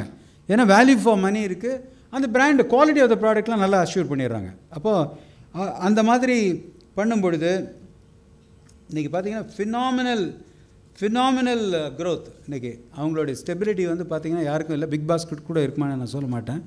தே are attacking the right thing and then they don't pay rent. அந்த இடத்த வாங்குறதுல ஒன்று, இடத்துல வந்து their own property, no litigation, no vacating the property and all, அது இருக்காது. ஸோ கேஷ் டிஸ்கவுண்ட் கொடுத்துட்றாங்க 7 டேஸ்க்கு. பல்க் ப்ரொக்யூர்மெண்ட், அந்த மார்ஜினல் காஸ்டிங்கில் வாங்குறது. அது மாதிரி ரீஜனல் ப்ராடக்ட்ஸ் யூனிக்காக லோக்கல் அவைலபிள். கருப்பட்டியெல்லாம் வந்து கிடைக்காது. மதுரையில் கருப்பட்டி அங்கே வச்சுருப்பாங்க. ஸோ அந்த மாதிரி லோக்கல் ப்ராடக்ட்ஸையும் வந்து Rajkumar should be knowing much better, right? So இதில் என்ன தெரியுதுங்க, ஏன்னா fundamental thing is you have to make profit. ஃபண்டமெண்டலாக அதான் தொழில் எதுக்கு வரணும்? லாபம் சம்பாதிக்கிறது. லாபம் சம்பாதிக்கிறது கெட்ட வார்த்தை கிடையாது. We are made for that. எது entrepreneurs are made for making money. Make money, give employment, take risk, pay taxes. அதுக்கு தான் நம்மளை படைச்சிருக்கான் கடவுள். அதில் வந்து பணம் சம்பாதிக்கிறது இது கெட்ட வார்த்தை கிடையாது. அப்போது நீ அதே மாதிரி பணம் நட்டப்படுறோன்னு வைங்க, we have to immediately check everything. இம்மீடியட்டாக செக் பண்ணணும். எப்படி வந்து இன்றைக்கி கஸ்டமர் ரெக்வஸ்ட் ஒரு ஸ்டேஜில் ஒரு மாதத்தில் அப்படி ஒரு 2 நாள் இருக்கலாம். But not always. ஸோ கடன் வந்து ப்ராஃபிட் மேக்கிங் வந்து ஷுட் பி தேர். ஸோ இப்போ next okay, they made problem. பிரச்சனை வந்து நல்ல ஆளையும் எடுக்கலை அவங்ககிட்ட. ஏன்னா எக்ஸ்பேண்டட் வால்யூம் போடுறதுக்கு தூதுவாலில் ஆள் இல்லை. இதில் வந்து பார்த்திங்கன்னா நம்ம இன்னொன்று வந்து இன்றைக்கி நம்ம தொழிலை வந்து வெட்டி சாய்க்கிறதுக்கு காம்படிட்டர்னு நம்ம நினைப்போம். காம்படிஷன் இஸ் கில்லிங் அஸ்ன்னு. But more than competition you have to beware of your bad employees, fraudulent employees. Fraud அடிக்கிறாங்க. அது வந்து உண்மையிலே கொடுமை. உள்ளே இருக்கிறவங்க ஃப்ராடுக்கு பண்ணாங்கன்னா they will sell your data, they will sell everything. உள்ளே இருக்கிற கமிஷன் அடிக்கிறது எல்லா விஷயமும் இருக்குது. So you have to be very careful about fraudulent employees. So that is very important. இதுக்கு அடுத்து ஓகே இதில் பார்த்தீங்கன்னா என்ன, கடைசி ஓவர் டிபெண்டன்சி ஆன் யார்? ஃபண்டிங் கம்பெனியில் போய் காலை பிடிச்சிட்டே இருக்கிறது கடைசி வரைக்கும். அதான் ஃபெயில்டு ஸ்டார்ட் அப்போட தலைவிதி. அதான் அவன் காலை பிடிக்கிறது. அந்த பக்கம் ஃபண்டு வேணுன்றது, ஃபண்டு கொடுக்க மாட்டான். எப்படி ஒரு ஸ்டேஜுக்கு மேலே எவ்வளோ கொடுக்க முடியும்? So then that's one of the most important reason why people fail startups பொறுத்தவரையில். அடுத்து டிமார்ட் மாடல் பார்த்தாச்சு. ஓகே, அட்லஸ் சைக்கிள்னு கேள்விப்பட்டிருக்கீங்களா? லீடிங் செகண்ட் லார்ஜஸ்ட் மேனுஃபேக்சரர் ஹீரோவுக்கு அடுத்த பெரிய பிராண்ட் அட்லஸ்னு. அந்த சைக்கிள் கம்பெனி பார்த்தீங்கன்னா 1951 ஆரம்பிக்கப்பட்டு அவங்க முதல்ல அந்த சேட்டில்ஸ் தான் பண்ணியிருந்தாங்க. இது சீட் இருக்குது பாருங்கள், சைக்கிள் சீட்டு தான் பண்ணியிருந்தாங்க. தென் 52 they started making the first bicycle. 36,000 cycle capacity ஒரு வருஷத்துக்கு.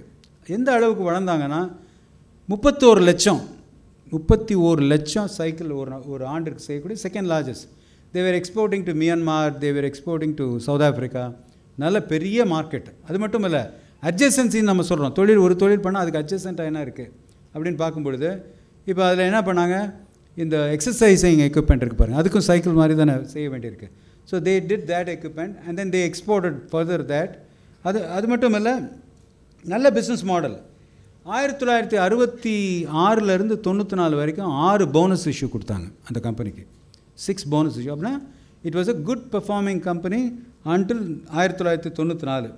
அதுக்கப்புறம் சரிவு ஏற்பட்டுச்சு. அதுக்கு ரீசனை பார்க்கலாம். சரிவு எப்படி வந்துச்சுன்னா ஒவ்வொன்றா ஸ்டெப் பை ஸ்டெப்பாக they been closing that factory. 4 factory இருந்துச்சு, 2 ஃபேக்ட்ரியை க்ளோஸ் பண்ணிட்டாங்க. 2 ஃபேக்ட்ரியை க்ளோஸ் பண்ணதுக்கப்புறம் அதுக்குள்ளே ரீசன்ஸ் பார்த்தீங்கன்னா they lost their export market first. எக்ஸ்போர்ட்னா சைனீஸ் காம்படிஷனை தாங்க பிடிக்க முடியல. எங்கள் மியான்மார்லேயும் சவுத் ஆஃப்ரிக்காலையும் அவங்க என்ன பண்ணுறாங்க, திருப்பி இன்னும் அந்த பிளான்ட்டை விற்கிறாங்க. ரியல் எஸ்டேட்டை கொஞ்சம் வாங்கிட்டாங்க. இது பணம் வந்துச்சுன்னா கம்பெனிஸுமே இது என்ன சொல்கிறது, தடம் புரண்டு போகிற இடம் ரியல் எஸ்டேட் எல்லாருக்குமே ஒரு கிக்கு கொடுக்குற ஒரு விஷயம். ஆண்டர்ப்ரனர் வந்து தேவைக்கு அசெட் வாங்கணும், அது முக்கியம். அது இப்போ நம்ம அது பார்க்கல. இவங்களும் அந்த தவறை பண்ணாங்க. நிறைய அசெட்டை வாங்கி போட்டுட்டு கேஷ் ஃப்ளோ வந்து வரல. கேஷ் ஃப்ளோ வராமல் இருக்கும் பொழுது இப்போது என்ன பண்ணியிருக்காங்க, கம்ப்ளீட்லி லாப்சைடட். இப்போ கூட நம்ம வைஸ் பிரசிடென்ட் ஆஃப் சென்னை 2 பேசும்போது ஸ்னிப்பர்ஸில் சொன்னார் ஃப்ரீ ட்ரேட் அக்ரிமெண்ட்ஸ். இதுனா அவங்க மிஸ்டேக் ரொம்ப பெருசாக இல்லை. யார் அட்லஸ் கம்பெனியோட மிஸ்டேக் தப்பே இல்லை. மாடல் கரெக்டாக இருந்துச்சு, எல்லாம் இருந்தால் கூட இந்த South Asian free trade agreement SAFTA என்று சொல்வார்கள். அந்த சாஃப்டா கம்பெனியில் யாரெல்லாம் இருக்கிறான்னா Pakistan, Nepal, India, Sri Lanka, Maldives, Bangladesh, Myanmar, South Asia. இந்த கண்ட்ரியில் பார்த்திங்கன்னா சைனீஸ் வந்து they dump the product through these country. குறிப்பாக 2 கண்ட்ரி, ஒன்று ஸ்ரீலங்கா, ஒன்று வந்து பங்களாதேஷ். நமக்கு ரொம்ப அருகாமையில் இருக்கக்கூடிய அந்த நாடுகளில் வந்து இந்த சாஃப்ட் அக்ரிமெண்ட் என்ன இருக்குன்னா 0 டியூட்டி. இப்போ அவரும் சொன்னார், அது ஒரு வாய்ப்பாக சொன்னார் அவர், 0 டியூட்டி. பட் இப்போ வந்து thread. India is a huge market. 145 கோடி மக்கள் இருக்கக்கூடிய மார்க்கெட்டுக்கு 2 கோடி மக்கள் இருக்கக்கூடிய ஸ்ரீலங்காவிலேருந்து சைக்கிள் வருதுன்னா எப்படி? அதில் ஒரு டேர்ம் இருக்குது, வேல்யூ. ஏன்னா கண்ட்ரி ஆஃப் ஆரிஜின் ஒன்று இருக்குது. எங்கே வந்து இது உருவாக்கப்பட்டதுன்னு அந்த சைக்கிள் பார்த்திங்கன்னா சைனாவில் உருவாக்கப்பட்டு இங்கே கொண்டு வந்து எங்கே ஸ்ரீலங்காவுக்கு ஒரு பார்ட்டை கொண்டு வந்து ஃபிட் பண்ணி வேல்யூ எடிஷன் வந்து மினிமம் 35% இருக்கணும். ஒரு 1 லட்ச ரூபாய்க்கு ஒரு பொருள் கிடைக்குதுன்னா இம்போர்ட் பண்ணும்போது 35,000 ரூபாயாவது அது எந்த கண்ட்ரி ஃப்ரீ ட்ரேட் அக்ரிமெண்ட்டில் இருக்கோ அந்த கண்ட்ரியிலேருந்து நமக்கு வரணும். ஆனால் அப்படி இல்லை. இவங்கெல்லாம் ஷார்ட்கட்டில் போயிட்டு they've been selling cycles from பங்களாதேஷில் சைக்கிள் மேக்கிங்கில் ஒன்றும் ஃபிட்மெண்ட்டு மட்டும் பண்ணிவிட்டு சைனீஸ் இதை வந்து மேட் இன் சைனாவை அடிச்சுட்டு மேட் இன் பங்களாதேஷில் போட்டு இந்தியாவுக்கு வந்துட்டு they lost. Not only that, இது வந்து பார்த்திங்கன்னா இந்த லாப்சைடட் பாலிசிஸ்னு கவர்மெண்ட்லேயும் திடீர்னு ஒரு பாலிசியை போட்டு தாக்குறாங்க. ஏன்னா நம்ம தொழில் முனைவோர்கள் ரொம்ப கேர்ஃபுல்லாக இதை பார்க்கணும். நம்ம வந்து இந்த பாலிசி சேஞ்சஸும் என்னெல்லாம் வரும், வரக்கூடியது பிரச்சனைக்கு என்ன வரும். இப்போ ரீசெண்ட் டைம்ஸில் பார்த்திங்கன்னா some 10 years back 2012-13 பார்த்திங்கன்னா ஆயில், குக்கிங் ஆயில் இருக்குது, பாம் ஆயில் வந்து இந்தியாவுக்குள்ளே வரணும்னா 80% டியூட்டி. இந்த பாம் ஆயிலை எடுத்து ரிஃபைன் பண்ணி ஹைட்ரஜனேஷன் ஒரு ப்ராசஸ் இருக்குது. அதை போட்டாச்சுன்னா என்ன வரும்? வனஸ்பதி வந்துடும். வனஸ்பதி தெரியுமா? புவர் மேன்ஸ் கீன்னு சொல்கிறோம்ல. It's not good for health. But vanaspati வந்து இந்தியாவில் வந்து பெரிய கன்சியூமர் இந்தியா. இப்போ இந்த லாப்சைடட் பாலிசி மாதிரி இந்த சாஃப்ட் அக்ரிமெண்ட்டில் Indo Sri Lankan free trade agreement ஒன்று தனியாக இருக்குது, ISFTAன்னு. அதில் பார்த்தீங்கன்னா அவ்வளோ பெனிஃபிட்ஸ் யாருக்கு? The people who go and invest there. எப்படி இன்வெஸ்ட் பண்ணுறாங்க? கிட்டத்தட்ட ஒரு ரிஃபைனரி வந்து 25,000 டன் பர் ஆனம். 25,000 டன் கணக்கு போடலாமா? 25,000 டன்னுக்கு 1 கிலோ வந்து 60 ரூபாய்க்கு பாம் ஆயில் இம்போர்ட் ஆச்சுன்னா இந்தியாவுக்கு வந்தால் 80% அதுக்கு டேக்ஸ் டியூட்டி, இம்போர்ட் டியூட்டி. அப்போ எவ்வளோ ஆகுது ஒரு கிலோவுக்கு? 60 ரூபாய்க்கு 80% எவ்வளோ? 48 rupees is the duty component when the oil comes to India. When the oil comes to Sri Lanka, it is 0 duty. 0 டியூட்டினா 2 பேருக்கும் கேப் என்ன? இப்போ இதே ஆயிலை மலேசியாவிலேருந்து நான் இம்போர்ட் பண்ணுறேன், பாம் ஆயில் இம்போர்ட் பண்ணி நான் வந்து இங்கே 48 ரூபா கூட கொடுத்து இம்போர்ட் பண்ணணும். வேறு ஸ்ரீலங்காவில் இருந்தால் 0. ஸ்ரீலங்காவில் 0னா அப்போ அவங்களுக்கு அங்கே போய் பெனிஃபிட், அங்கே போய் பிளான்ட்டை செட் பண்ணது யார்? எல்லாம் Indians. Indian companies partner with Sri Lankan company there and then they produce it 48 rupees cheaper than what India produces. அப்போ பார்த்தீங்கன்னா 25,000 டன்னுனா கிட்டத்தட்ட 4 மாதத்தில் பணத்தை எடுத்துடலாம். ஒரு பிளான்ட் செட்டப் பண்ணுறதுக்கு 50 கோடி வரும், 40-50 கோடி வரும். இவங்க பெனிஃபிட் அடைஞ்சது மட்டும் 120 கோடி வருஷத்துக்கு. 120 கோடி வருஷத்துக்கு. அப்போது 40 கோடினா கிட்டத்தட்ட 4 மாதத்தில் you might be able to take the money. இதில் பார்த்தீங்கன்னா ஸ்ரீலங்காவில் பணம் நீங்கள் இப்போ பிளான்ட் போட்டிங்கன்னா இட்ஸ் 0 டேக்ஸ், இன்கம் டேக்ஸ். ஏன்னா அந்த கண்ட்ரி வந்து இன்கம் டேக்ஸ் 0ன்னு சொல்லுது. 0 டேக்ஸ்ன்னு போகும்போது இப்போ இந்தியாவில் வந்து டபுள் டாக்ஸேஷன் ட்ரீட்டி இருக்குது. தட் இஸ் ஒரு கண்ட்ரியில் நீங்கள் ப்ராஃபிட் ஏர்ன் பண்ணி அங்கே கட்டலைன்னா, கட்டி இருந்தால் இப்போ நம்ம ஊரில் 35% வச்சுக்கோங்க டேக்ஸு, 30 to 35%. அந்த ஊரில் 15 கழிச்சா இங்கே 15 கட்டணும். அதான் கணக்கு, டபுள் டாக்ஸேஷன் ட்ரீட்டி. அங்கே 0 கட்டியிருந்தாங்கன்னா இங்கே 40, இங்கே 35 கட்டணும். அப்போது இன்கம் டேக்ஸ் ஆங்கிளில் Indian companies if they bring back the money it will be difficult for them to evade tax. முடியாது. whereas Sri Lankan joining with an Indian company there in Sri Lanka going for a 0 taxன்னு பார்த்தீங்கன்னா அவரோட போர்ஷனுக்கு அவருக்கு free tax. அப்போ எவ்வளோ aggression பாருங்கள். 4 மாதத்தில் ஒரு 120 கோடி கம்பெனியில் 4 மாதத்தில் போட்ட பணத்தை எடுத்துடுறாங்க. அதான் கணக்கு. 40 கோடியை போட்டு 120 crore. இது மாதிரி 10 பிளான்ட்டு. இந்தியாவோட டோட்டல் ரெக்குவயர்மெண்ட்டில் 35% வந்து ஸ்ரீலங்கன் மூலமாக வனஸ்பதி உள்ளே வருது. அப்போ இங்கே இருக்க வனஸ்பதிலாம் எப்படி நிற்க முடியும்? இது பாருங்கள், இது ப்ராப்ளம். மிஸ்டேக் வந்து ஆண்டர்ப்ரனர் மேலே இல்லை, மிஸ்டேக் யார் மேலே? கவர்மெண்ட் பாலிசி யோசிக்காமல் போட்டுறது. இப்போது வெங்காயத்துக்கு டியூட்டியை வந்து எக்ஸ்போர்ட் டியூட்டி 40% போடுறாங்கன்னா இது யார் அஃபெக்ட் ஆகிருதுங்க? Is it a right policy? இவங்க கன்சியூமருக்கு விலை கூடக்கூடாதுன்றது ரைட்டு. விவசாயிக்கு என்ன பண்ணுவார்? இட்ஸ் இப்போ இதெல்லாம் நம்ம வந்து ஜட்ஜ் பண்ணிக்கணும். பிஸ்னஸ் பண்ணும்போது இப்படி ஒரு டேக்ஸ் போடுற அளவுக்கு நடக்குது. இந்தியாவிலேருந்து rice is banned, broken rice is banned. இந்தியாவிலேருந்து deoiled rice bran is banned. இந்தியாவில் இருந்து சுகர் இஸ் பேண்ட். இப்போ எல்லா கண்ட்ரியும் குளோபலைசேஷனை பேசிகிட்டு இருக்கோம். ட்ரேடு இன்க்ரீஸ் ஆகணும், அதெல்லாம் குளோபலைசேஷன்லேருந்து we are going back to regionalization activity. இதை நான் வந்து ஒரு குறையாக பேசுகிறத விட இதில் எப்படி வாய்ப்பு தேடி பிடிக்கணும்னு நம்ம தான் பார்க்கணும். இது ஒரு குறையாக பார்க்காதீங்க, குறை இருக்குது, ஆனால் தெரிஞ்சுக்கணும், அதில் நம்ம சிக்காமல் பார்த்துக்கணும். அதே நேரத்தில் we should know that there is an opportunity also there. இப்போ அந்த ஆப்பர்ச்சுனிட்டி யாருக்கு இருந்துச்சு? இந்தியாவில் வனஸ்பதி கம்பெனி வச்சுருந்தவரெலாம் என்ன பண்ணாங்கன்னா, ஓவர் நைட் அங்கே போய் பிளான்ட் போட்டாங்க. ஓவர் நைட் 3 மாதத்தில் பிளான்ட்டை கமிஷன் பண்ணாங்க. 25,000 டன் போட்டு 10 கம்பெனி வந்துச்சு. இப்போ அவங்கெல்லாம் யாருன்னா, பணம் கையில் ரெடியாக வச்சுருக்கிற கம்பெனி. வாய்ப்பு கிடைக்கும் பொழுது, அதான் சொல்கிறோம், வார் செஸ்ட்னு ஒரு ஒரு ஒரு ஒரு டேர்ம் இருக்குது. வார் செஸ்ட்னா ஒரு போர் நடக்கும்போது போர்க்கால நடவடிக்கைன்னு சொல்கிறாங்க பாருங்கள். அது மாதிரி நம்ம வர்ற பணத்தில் ரிசர்வ்ஸ்க்கு எடுத்து வைக்கணும். Don't spend all your money in the business itself or buy assets. You should have war chest funds to tap into such opportunities. இப்போ இந்த மாதிரி வந்துச்சுன்னா 3 மாதத்தில் 40 கோடி பிளான்ட்டை கொண்டு வந்து போடுறது வந்து அவங்களுக்கு simple. They brought money from இந்தியாவிலேருந்து ஸ்ரீலங்கா கொண்டு போனாங்க. 3 மாதத்தில் பிளான்ட்டை போட்டாங்க. பிளான்ட்டை போட்டு they started exporting and then they made the money in 4 months time. அப்போ அந்த 40 கோடி ரூபா பணம் போடுறதுக்குள்ள கேப்பபிலிட்டி அவங்ககிட்ட இருந்துச்சு. அந்த கேப்பபிலிட்டி அவருக்கு தான் வாய்ப்பு. இது எல்லாம் டேர்ம் ஆயில் தான். இது வந்து பார்த்திங்கன்னா மற்ற இந்தியன் இண்டஸ்ட்ரி எல்லாம் அஃபெக்ட் ஆகுது. வேறஸ் இந்த 10 கம்பெனி மட்டும் யாரெல்லாம் போனால் அந்த டாப் நேம்ஸ் எல்லாமே தே வென்ட் தேர். அப்படின்னா என்ன meaning? There is no meaning of being small. நம்ம வந்து ஆண்டர்ப்ரனர் வந்து என்ன பார்க்கணும்? நான் வந்து சிறிய கம்பெனியாக ஆரம்பிக்கிறதுல தப்பே இல்லை, தொடர்ந்து சிறிய கம்பெனியாக இருந்துடாதீங்க. Small is beautiful, but small is பியூட்டிஃபுல்னு எப்படி சொல்லுவாங்க? இந்த குழந்தையெல்லாம் பார்த்தா அழகாக இருக்குது, கழுத குட்டி கூட அழகாக இருக்கும் ஸ்மால்னு. தொழிலும் ஸ்மால் வந்து பியூட்டிஃபுல் இல்லை, it's dangerous. You can start small but don't remain small. அதுக்கு தான் நம்ம என்ன சொல்கிறோம்? Always focus. எந்த தொழிலில் இருக்கோமோ அதில் ஆழமாக பெருசாக இருந்தீங்கன்னா தான் இந்த மாதிரி பிரச்சனைலாம் வந்தால் தாங்கப்பட முடியும். பிரச்சனை வரதான் செய்ய போகுது, வரும், தீர்வு காணணும், எல்லாம் ரைட்டு. பட் பெருசாக இல்லைன்னா நானும் me too one among the crowd அப்படின்னு இருக்கக்கூடாது. அதான் be a rule maker not a rule டேக்கர்னு சொல்கிறோம். நம்ம தான் அந்த தொழிலுக்கு ரூலே வைக்கணும், இப்படி தான் வைக்கணும், இப்படி தான் வியாபாரம் பண்ணணும்னு. அது எப்போ முடியும்? Only when you are big in the size. So we have to do that.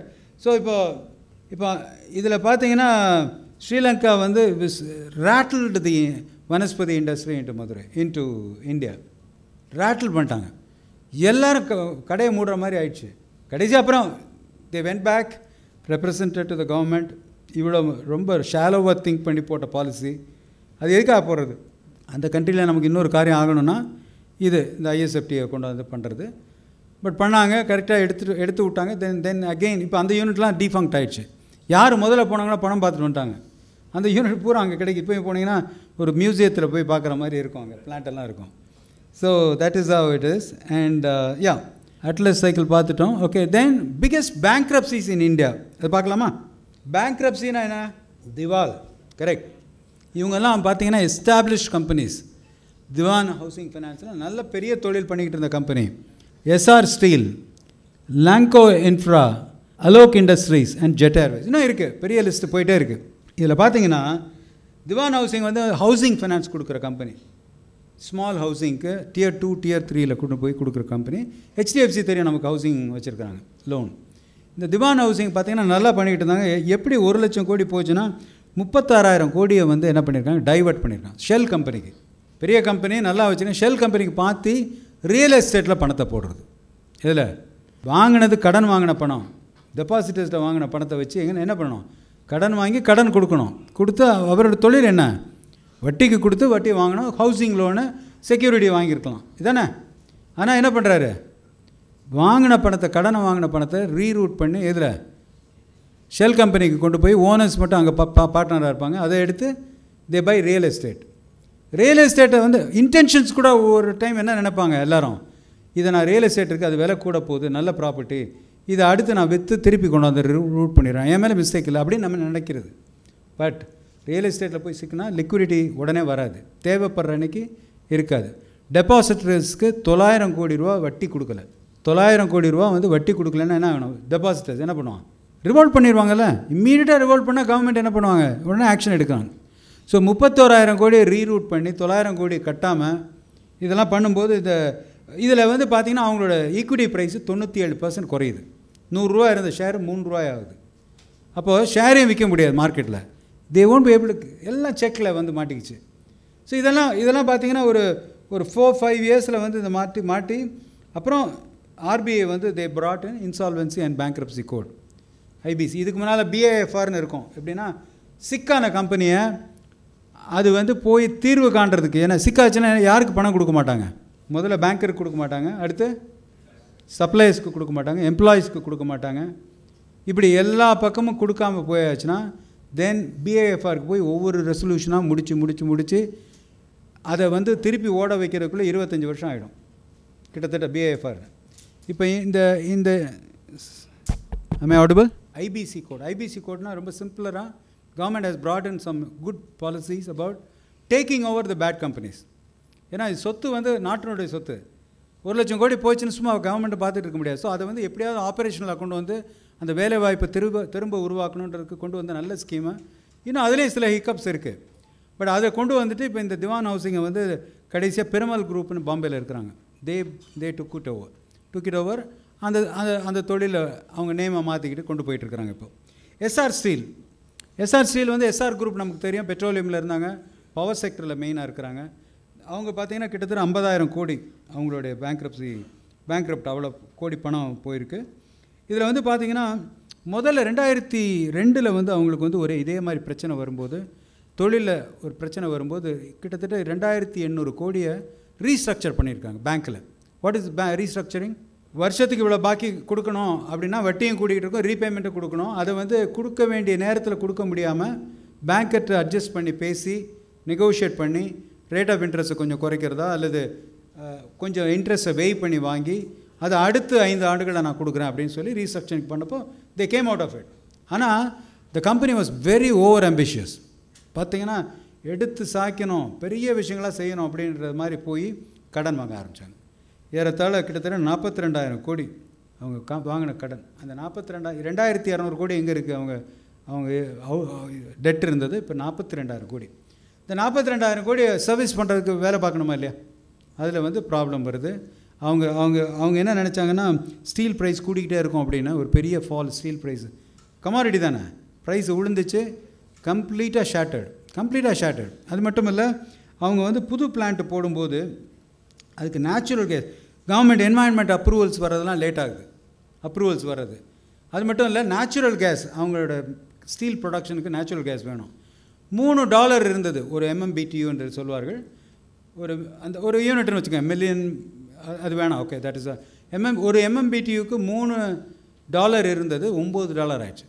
அப்போ இன்புட் காஸ்ட்டு 3 மடங்கு கூடிச்சுன்னா நிற்க முடியாது கண்டிப்பாக. இப்போ இந்த 42,000 கோடிக்கு உள்ள வட்டி அது எல்லாம் வந்து இந்த கம்பெனியை போட்டு சாச்சிடுச்சு. ஸோ தென் யார் வாங்கினா? Market leader Mittal and Nippon steel ஜப்பானும் சேர்ந்து ஒரே கன்க்ளாமரேட். பாருங்கள், இப்போ பார்த்தீங்கன்னா மிட்டல் கம்பெனி ஸ்டீலை தவிர எதுவும் பேசுகிறோமா?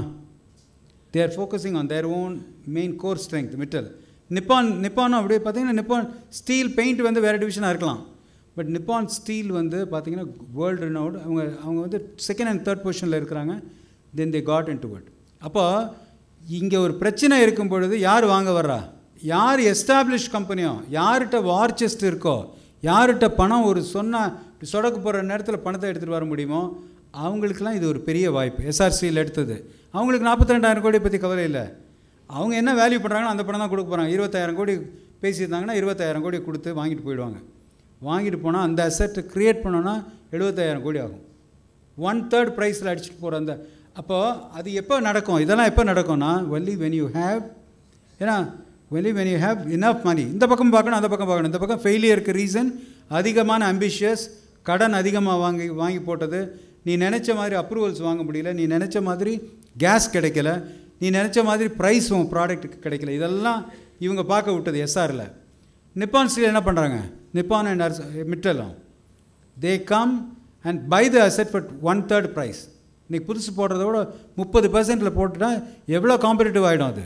So we have to think on those lines. ஒரு பக்கம் பிரச்சனையை பார்க்கணும், பிரச்சனைக்கு என்ன தீர்வு, நம்ம எப்படி மாறணும், அதான் நம்ம பாயிண்ட் அது. So Essar steel story was that. they bought it, acquired by ArcelorMittal. Lanco infra அதே மாதிரி 47,000 கோடி. அவங்க என்ன பண்ணுறாங்க, one of the largest infrastructure companies. They were into power sector, power generation, transportation, solar energy, coal mining எல்லாம். இப்போ 2010 வந்து அவங்க வந்து one of the fastest growing company in the world. 2010 13 ஆண்டுகளுக்கு முன்னால் fastest growing company in the world. அவங்களுக்கு பார்த்தீங்கன்னா பிரச்சனை வந்து they were producing electricity and selling. அது பார்த்தீங்கன்னா முதல்ல இவங்க வந்து 2009 வந்து 3 ரூபா ஒரு யூனிட்டுக்கு, 11 ரூபா இருந்த யூனிட்டு 3 ரூபா ஆயிடுச்சு. அப்படின்னா என்ன மீனிங்க, செல்லிங் ப்ரைஸ் வந்து ஃபெல், எலக்ட்ரிசிட்டி ப்ரைஸ். அதில் சிக்கினாங்க, கடன் வாங்கினாங்க, மாட்டினாங்க. கண்டிப்பாக பார்த்தீங்கன்னா ஏன்னா இன்ஃப்ரா ப்ராஜெக்ட்ஸ்லாம் ஹை கெஸ்டேஷன் பீரியட்னு சொல்லுவாங்க. ஒரு ப்ராஜெக்டை போட்டால் ஒரு 3 வருஷத்தில் நம்ம பேபேக் எடுக்கிறோன்னு பார்த்தா அதெல்லாம் வந்து 7 வருஷம் 8 வருஷம் 9 வருஷம் ஆகும் பேபேக் எடுக்கிறதுக்கு. Infrastructure project slow paying, but long டேர்மில் நிற்கும். பட் அந்த மாதிரி கம்பெனியில் வந்து டெட் ரிட்டனாக போனோம், அதிகமாக கடன் வாங்கி இப்படிப்பட்ட டைவர்ஷன்லாம் பணம் போனோன்னா தென் தே இன்ட்ரெஸ்ட் கொடுக்க முடியல. தென் தே வேர் ரெஃபர் டு இது ஐபிசி இன்சால்வென்சி பேங்க்ரப்சி கோடில் ரெஃபர் பண்ணி ரிசர்வ் பேங்க் வந்து இன்னொரு கம்பெனியை விலைக்கு விற்கிற மாதிரி கொண்டு போயிட்டாங்க. அலோக் இண்டஸ்ட்ரீஸ் தேவர் இன்டு டெக்ஸ்டைல். அலோக் இண்டஸ்ட்ரீஸ் 3 லட்சம் கோடி. டெக்ஸ்டைலை வந்து பெருசாக பண்ணி கார்மெண்ட் பெருசாக பண்ண கம்பெனி. அவங்க பார்த்திங்கன்னா ப்ராஃபிட்டபுளாகவும் இருந்த கம்பெனி. ஆனால் என்ன பண்ணிட்டாங்க, 10,000 கோடி கடன் வாங்கினாங்க. 10,000 கோடி கடன் எதுக்கு வாங்கினாங்க, புது எக்ஸ்பேன்ஷன் கண்டிப்பாக இருக்கும் அப்படின்னு நினச்சி wrong judgement of the market எடுத்துட்டாங்க. எடுத்தால் அவங்க என்ன பண்ணியிருக்கணும்னா அந்த 10,000 கோடி எதில் ஸ்பெண்ட் பண்ணியிருக்கணும்னா இருக்கிற பிளான்ட்டில் ப்ரொடக்டிவிட்டி இம்ப்ரூவ் பண்ணுறதுக்கு பண்ணியிருக்கணும். என்ன பண்ணுறாங்க, புது பிளான்ட்டை போடுறாங்க, மாடர்ன் பிளான்ட். எக்ஸிஸ்டிங் பிளான்ட்டை மாடர்னைஸ் பண்ணுறது is a wise thing than putting up new venture. அப்போ நியூ வெஞ்சர்னால் எக்ஸ்பென்சிவாக தானே வரும். இப்போ ஒரு 10,000 கோடி ஒரு புது பிளான்ட்டு போடுறேன்னா இருக்கிற பிளான்ட்டுக்கெல்லாம் ஒரு 3,000 கோடி இருந்ததுன்னா அதை மாடர்னைஸ் பண்ணிடலாம். அதை பண்ணாமல் what did they do, they went for a new ஆம்பிஷியஸாக இருக்கிறது. இதை வந்து நான் ஆந்திரப்ரனரை தப்பு சொல்ல, ஆந்திரப்ரனர் எப்பயுமே பாசிட்டிவ் அவுட்லுக்கோடு இருந்துக்கிட்டே இருப்பாங்க. பட் இதை வந்து ஓவர் ஆம்பிஷியஸாக போயிட்டு இப்படி பண்ணால் then will be definitely be caught. அதுதான் பாயிண்ட்டு. அதில் வந்து அலோக் இண்டஸ்ட்ரீஸ் வந்து என்ன ஆயிடுச்சு, ஓகே இந்த கெப்பாசிட்டி. இப்போ அன்றைக்கி நான் ஒரு மீட்டிங்கில் வந்து இவரை கேட்டுருந்தேன், L G Jayaram. He was saying, L G Coimbatore. அவர் சொல்கிறாரு, நான் வந்து மேனேஜ்மெண்ட் எடுத்ததுலேருந்து தேவையற்ற பிரான்ச்சஸ் பூராத்தையும் க்ளோஸ் பண்ணேன். அதுவே ஒரு பெரிய ஸ்ட்ரென்த்து, ஸ்ட்ராங் ஸ்டேட்மெண்ட்டு. எப்படி ஒரு வளர்ந்துக்கிட்டு இருக்க நிறுவனத்தில் ஒன்று மூடினா எப்படி இருக்கும், அது வந்து சென்டிமெண்ட்லாம் வந்து ஒத்துக்காது யாருக்கும். பட் அவர் சொன்னார், வந்த உடனே தேவையில்லாத பிரான்ச்சஸ்லாம் இதெல்லாம் எதுக்கு, ஏன்னா why do you add, what value do you ஆட்னு சொல்லி எடுத்துட்டேன் அப்படின்னு சொல்லி அவர் கொடுத்த அந்த பாயிண்டில் பார்த்தீங்கன்னா Alok industries they tend to that. அதே மாதிரி competitions is very stiff in textile business. You all know that. Textile business is commodity மாதிரி தான் இருக்கும் அது. ஸோ அப்படி இருக்கக்கூடிய சுச்சுவேஷனில் they also failed there. And அதுலேயும் பார்த்தீங்கன்னா பணத்தை டைவெர்ட் பண்ணி ரியல் எஸ்டேட், அலோக் இண்டஸ்ட்ரீஸில் மெயின் லோவர் பெரியில் சீப்பாக ஒரு லேண்டு வருதுனோன்னா பணத்தை டைவெர்ட் பண்ணுறது. இது வந்து இம்மீடியட்டாக எவ்ரிபடி கோஸ் இன்டு இட். அதான் தொழிலில் ப்ராப்ளம். ஸோ கேஷ் ஃப்ளோ உடனே அஃபெக்ட் ஆகிடும். திருப்பி வரணும்னா அந்த ப்ராப்பர்ட்டி விற்று பணம் கொண்டு வரக்குள்ளே இங்கே இன்ட்ரெஸ்ட்டு வட்டிக்கு எல்லாம் பிரச்சனை வந்துடும். So you have to be very careful about that. Divert பண்ணலாம் பணத்தை. மனோஜ் பேசும்போது கூட சொல்லிட்டு இருந்தார், நான் டைவெர்ட் பண்ணலாம் ப்ரொவைடட் சொந்த பணமாக இருந்தால் டைவர்ஷன் கூட போங்க. ஆனால் கடன் வாங்கின பணத்தில் டைவர்ஷன் போயிடக்கூடாது. கடன் எதுக்கு வாங்கியிருக்கிறீங்க, உங்கள்கிட்ட எக்ஸிஸ்டிங் பிஸ்னஸ்க்கு வாங்கியிருக்கீங்க, அது வந்து ஒழுங்காக அதே தொழிலில் தான் இருக்கணும். If you want to diversify no problem, போங்க. அதை நம்ம அட்வைஸ் பண்ணுறதில்ல. Focus is the key, inch wide mile டீப்னு நம்ம சொல்கிறதே அதான். ஒரே தொழிலை பெருசாக ஆழமாக பண்ணுங்கள், அகலமாக பண்ணுறதை விட. அகலமாக பண்ணுறதுக்கு ஒரு டைம் வரும்போது பண்ணிக்கலாம். பட் முதல்ல என்ன பண்ணணும், we have to become the leader in the industry. Whatever business you are in, முதல்ல சென்னைக்கு நம்பர் 1, தென் தமிழகத்தில் நம்பர் 1, தென் சவுத் இந்தியாவில் நம்பர் 1, ஆல் இண்டியா குளோபலாக நம்பர் 1. அந்த அளவுக்கு அவர் direction should be there. If you having அப்படி போனால் தான் கமிட்மெண்ட்டோட நம்மளுடைய ரிசோர்ஸஸ் பூராத்தையும் அணைச்ச மாதிரி ஒன்றா கொண்டு வரணும். ரிசோர்ஸஸ் அங்கங்கே கொண்டு போய் இறக்கிட்டீங்கன்னு வைங்க. சார் ஒரு ஃப்ரெண்டு வராரு, அவருக்கு கொஞ்சம் பணத்தை கொடுக்குறது, சொந்த தொழிலை நம்பாமல். அதுக்கு தான் ப்ளூ சிப் கம்பெனியில் நீங்கள் போய் இன்வெஸ்ட் பண்ணிட்டு போயிடலாம். யாருக்கு ஃப்ரெண்டு வந்தால் என்ன பண்ணுறோம், அமெரிக்காவில் படிச்சுட்டு வந்திருப்பார், ஒரு நல்ல பிஸ்னஸ் மாடலை கொடுப்பாரு. Nothing wrong in being a partner with that. If you're start up company ஆரம்பம்னா நல்ல தாராளமாக பண்ணுங்கள். பட் இங்கே ஒரு நல்ல தொழிலை ஓட்டிக்கிட்டு இருப்பீங்க, இங்கேயே ஃபண்ட் ரிக்வயர்மெண்ட் இருக்கும். இதுலேருந்து எடுத்துகிட்டு போய் என்ன பண்ணுறது? இந்த தப்பெல்லாம் நான் பண்ணேன், அதனால தான் உங்களுக்கு சொல்கிறேன் இவ்வளோ ஸ்ட்ராங்காக. இங்கேருந்து எடுத்துகிட்டு டைவர்ஷன் ஆஃப் மணி.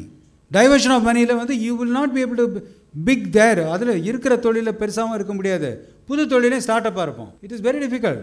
அதனால் நீங்கள் வந்து டைவர்ஷன் ஆஃப் மணின்றது வந்து ரொம்ப கேர்ஃபுல்லாக பார்க்க வேண்டிய ஒரு விஷயம்.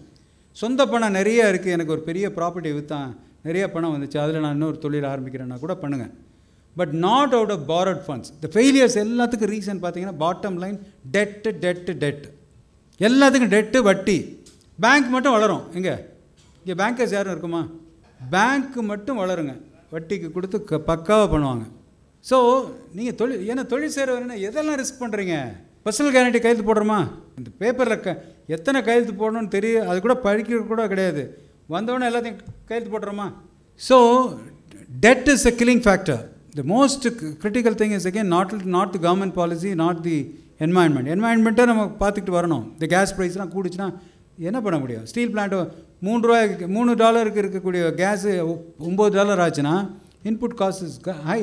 You won't be able to do anything. அந்த மாதிரி இருக்கிறதாவது பரவாயில்ல. பட் நீங்கள் வந்து டெட்டு வாங்கி மாட்டினது தான் பெரிய காரியம். ஸோ நம்ம டெட்டு வாங்குறது எவ்வளோ குறைவாக வாங்கணுன்றது தான் முக்கியம். ஸோ ப்ராப்பர்ட்டிஸ் வந்து லோவர் பரேலில் பாம்பேயில் போய் வாங்கி they were not able to sell it off. அப்படி இருக்குது. ஸோ 30,000 கோடி 3 லட்சம் கோடி Alok industries and Jet Airways. Jet Airways is a decent company. we all know. நல்ல ஃப்ளீட் வச்சுருந்தாங்க, 650 ஃப்ளைட் ஒரு நாளைக்கு ஓடின போது. கிங்ஃபிஷர் ஃபெயில் ஆனதுக்கப்புறம் ஜெட்டும் ஃபெயில் ஆகுது. அப்போ ஒரு காலகட்டத்தில் எல்லாருக்குமே என்ன டவுட் வருதுன்னா, இந்தியா வந்து ஏர்லைனே பண்ண முடியாது, ஏர்லைன் இண்டஸ்ட்ரியே இந்தியாவில் பண்ண முடியாதுன்ற அளவுக்கு டவுட் வந்துச்சு. Thanks to IndiGo, they are always on the plus, நல்லா பண்ணுறாங்க இண்டிகோ. பட் இந்த கம்பெனி வந்து ஃபெயில் ஆனதுக்கு முக்கியமான ரீசன் வந்து high fuel price. Input cost கூடிச்சுன்னா என்ன ஆகும்? 40% வந்து டோட்டல் காஸ்ட் ஆஃப் ஏர்லைன் ஆப்ரேஷனில் ஃபியூல் காஸ்ட் தான் இஸ் 40%. விலை கூட்டணுன்னு என்ன ஆகுது? தே ஃபெயில் அண்ட் தென் டாலர்ஸில் பே பண்ண வேண்டியது இருந்துச்சு ஃபாரின் டெஸ்டினேஷன்ஸ்லாம். இந்தியா ருப்பி வந்து வீக்கன் ஆனவுடனே டாலர் அதிகமாக கொடுக்குற மாதிரி ஆச்சு. So it was commotion again basically. And பார்த்தீங்கன்னா அவங்ககிட்ட மார்க்கெட் ஷேரும் கிடையாது.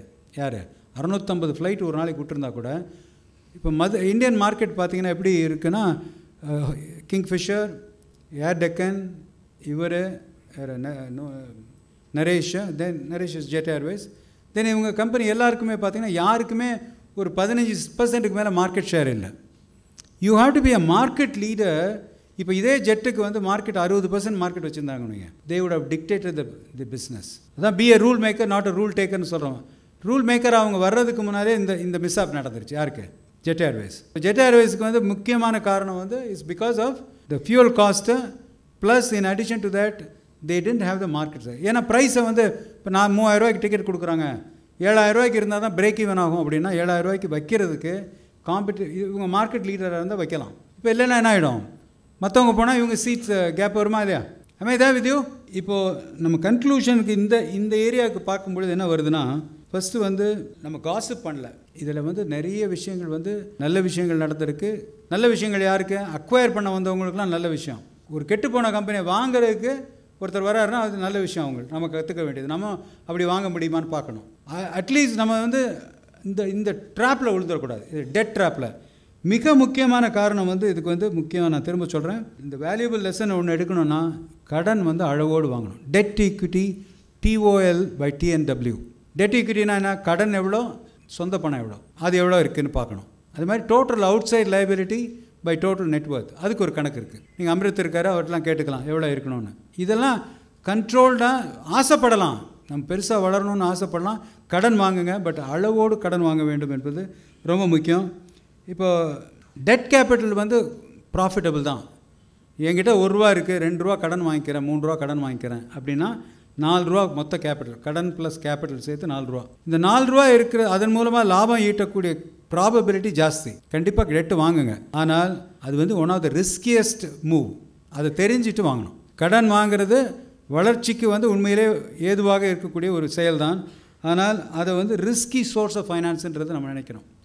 எல்லாம் சொந்த பணத்தை போட்டு பண்ணுறதுன்றது ஒரு பெரிய காரியம் கிடையாது, கண்டிப்பாக கிடையாது. You go have a good banker, எல்லாம் பண்ணுங்கள். பட் அளவோடு கடன் பெற்று பண்ணும்போது தான் நம்ம இந்த மாதிரி பேங்க்ரப்ட் ஆகாமல் இருக்க முடியும். ஓகே, இந்த டாப் ரீசன்ஸ் பார்த்தீங்கன்னா நான் பார்த்ததில் ஃபெயிலியர்ஸ் வந்து இன் பிஸ்னஸ் வந்து முக்கியமாக வரக்கூடிய காரணம் வந்து பார்த்தீங்கன்னா we don't have a good market research. We don't see the market at all. ஏதோ ஒரு ஷாலோவாக கொஞ்சம் போய் பார்த்துட்டு ஒரு ஏரியாவை மட்டும் பார்த்துட்டு நான் வந்து பண்ணுறேன் அப்படின்னு நம்ம இருக்க முடியாது. ஸோ ரிசர்ச் வந்து நல்லா பண்ணுங்கள். Primary research and secondary market research வந்து we have to do it effectively. புது தொழிலுக்கு மட்டுமல்ல, ஏற்கனவே இருக்கிற தொழிலுக்குமே மார்க்கெட் சைஸ் என்ன, மார்க்கெட் ஷேர் என்ன, காம்படிட்டர் யார், சிக்னிஃபிகண்ட் காம்படிட்டர் யார், அவருடைய ஸ்ட்ராட்டஜி என்ன. ஏன்னா சிக்னிஃபிகண்ட் காம்படிட்டர் என்ன பண்ணுவார், புதுசாக வரவங்களை விடுவாரா? Nobody will like to lose the market share. நான் தான் மார்க்கெட் லீடராக இருக்கிறேன், எனக்கு 60% மார்க்கெட் ஷேர் இருக்குது அப்படின்னா அந்த நிலையிலேருந்து நான் இறங்க விடாமல் இருக்கிறதுக்கு என்ன வேணால் பண்ணுவேன். ஸோ அப்படி இருக்கும் பொழுது நம்ம ஒரு புது தொழிலோ எக்ஸிஸ்டிங் தொழிலோ நம்ம வந்து மார்க்கெட் ரிசர்ச் வந்து எஃபெக்டிவாக பண்ணணும். எவ்வளோ பெரிய சந்தை இருக்கின்றது, அந்த சந்தை வளர்கின்றதா, அந்த வளர்ந்த சந்தையில் எனக்கு மார்க்கெட் ஷேர் எவ்வளோ, அதை வந்து நம்ம கண்டிப்பாக பார்க்கணும். அது ஓகே. இப்போது என்னுடைய எக்ஸாம்பிள்லேருந்து பார்த்தீங்கன்னா, ஒரு முறை நான் தொழில் ஆரம்பித்தப்போ பொட்டாசியம் குளோரைட் ஆரம்பித்தோம் 1983. ஆரம்பிக்கும் போது கெப்பாசிட்டி ஆஃப் த பிளான்ட் வந்து 3 tons தான் போடும் per day. The capacity is 3 tons. 3 tonsனால் கிட்டத்தட்ட ஒரு மூடை வந்து 50 கிலோ, கிட்டத்தட்ட 60 மூடை தான் production. we were able to sell it easily. We didn't see the market at all. தீப்பெட்டி எவ்வளோ உற்பத்தி ஆகுது, எவ்வளோ ஏற்றுமதி ஆகுது, எவ்வளோ இறக்குமதி ஆகுது, எவ்வளோ குளோரைட் ரிக்குவயர்மெண்ட் இருக்கும், ஒன்றும் பார்க்கல. ஒரு பேசிக் இண்டஸ்ட்ரியல் ப்ராடக்ட் வைங்க, ஒரு தீப்பெட்டி குச்சியில் வரக்கூடிய கெமிக்கல் தான் நம்ம பண்ணுறது பொட்டாசியம் குளோரைட்.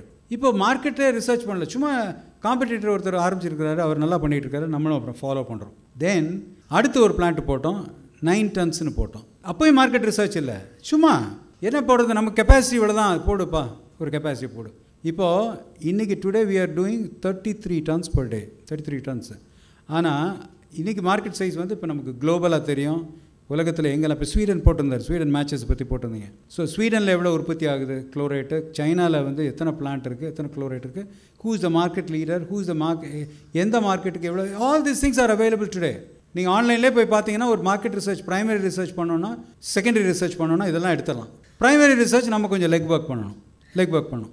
ஸோ இந்த 30 டன்னை வந்து இந்த 3 டன்னை வந்து அன்றைக்கே நான் 33 டன்னு எடுத்திருந்தேன்னா I would have been there without diversifying into various other activities. I didn't know the size of the market. இவ்வளோ பெரிய மார்க்கெட் இருக்கிறதுல நான் இவ்வளோ தான் மார்க்கெட் ஷேர் வச்சுருக்கேன், இன்னும் potential for me to grow இருந்துச்சுன்றதை பார்க்கல.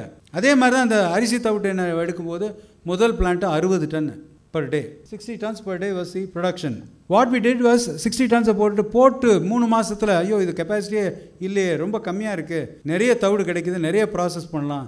அப்போ 60 டன்னு 100 டன் ஆக்குறான். அப்புறமும் தவிடு நிறையா இருக்குது. போய் சைஸை பார்க்கல, எத்தனை மில் இருக்குது, எவ்வளோ மில் பண்ணுறாங்க, எவ்வளோ தவிடு வரும், எவ்வளோ ஆயில் ரிக்குவயர்மெண்ட் இருக்குது, ஒன்றுமே பார்க்கல. அப்புறம் 130 டன்னு. அதுக்கப்புறம் சுதாரித்து பிடிச்சி இன்றைக்கி we are at 1000 tons a day, 1000 tons. அப்போது இதுக்கு மேலே போகணுன்னா நம்ம இன்னும் வேறு மார்க்கெட் பண்ணணும், அதோட இன்ட்ரிகசிஸ்லாம் நமக்கு தெரியும். So market research is a very important thing. இந்த தொழிலை வச்சுருக்கிறேன், எனக்கு வந்து இதில் இந்த அளவுக்கு நான் போகிறதுக்கு பொட்டென்ஷியல் இருக்குது, இவ்வளோ இந்த மார்க்கெட்டும் எக்ஸ்பேண்ட் ஆகுது, நானும் எல்லா காம்படிஷனும் எக்ஸ்பேண்ட் ஆகுறாங்க, what is the significant competitor is doing, அதையும் நம்ம அறிந்தோம் என்றால் கண்டிப்பாக நம்ம நீங்கள் என்ன பண்ணலாம், யூ கேன் வின்.